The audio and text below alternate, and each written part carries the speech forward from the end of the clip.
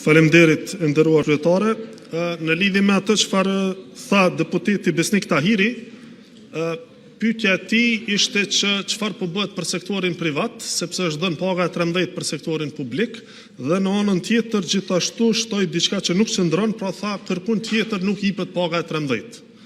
Pra në një hulumtim të thjesht, deputeti Tahiri do ta gjente se paga e 13 është obligative në disa prej shteteve të Bashkimit Evropian, siç është Italia, Spanja, Portugalia dhe të tjera, ndërkaq megjithse nuk është obligative ligjërisht, është zakonore, pra që në fund të vitit të jepet paga e 13 e madje në disa raste edhe e 14, pra 2 herë në vit, në shtete siç janë Austria, Gjermania, Holanda, Franca e kështu me radhë.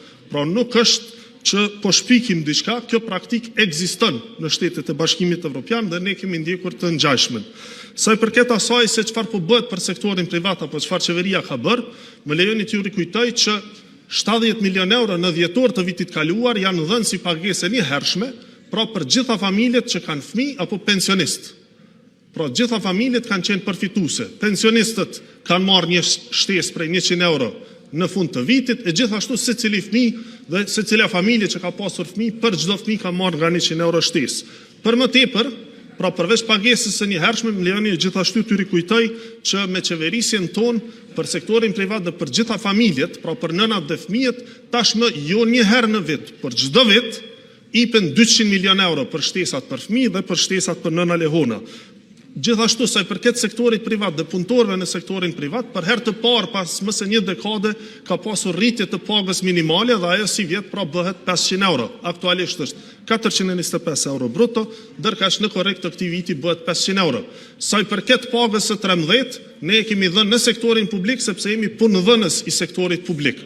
Pra i takon punëdhënësit që ta jap pagën e 13. Nëse ju mendoni, pra që edhe sektori privat duhet ta bëjë një gjë të tillë, këtë ndoshta edhe mund ta mandatojmë me ligj, ngjajshëm siç e kanë disa shtete evropiane. Ne kemi menduar si qeveri që është më mirë të lihet në vullnetin, pra e punëdhënësve që të vlerësojnë për dhënien e pagës së 13 dhe i inkurajojmë të tillët, pra që ta ndjekin këtë praktik dhe të fillojnë në dhënien e pagës së 13, por nëse mendoni si kuvend që kjo duhet të bëhet obligative me ligj, ne jemi të hapur ta shqyrtojmë një gjë të tillë. Faleminderit.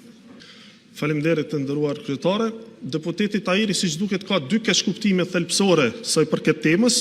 E para ka të bëjë me çështjen se kush duhet ta jap pagën e 13, pra është punëdhënësi, po e sqaroj edhe një herë. Në sektorin privat punëdhënësi duhet ta jap pagën e 13, do njoftova. Nëse keni dakordim, keni pajtueshmëri, mund ta bëjmë edhe obligative me ligj. Pra qysh tani mund ta nisim ne projekt ligj që obligon edhe sektorin privat çdo vit ta jap pagën e 13. Kjo është e para. Sa i përket keqkuptimit të dytë, pra gjithashtu keqkuptohet ajo sa i përket të ardhurave të familjes. Pra ne kemi mbështetur familjen, secila familje ka njerëz që punojnë.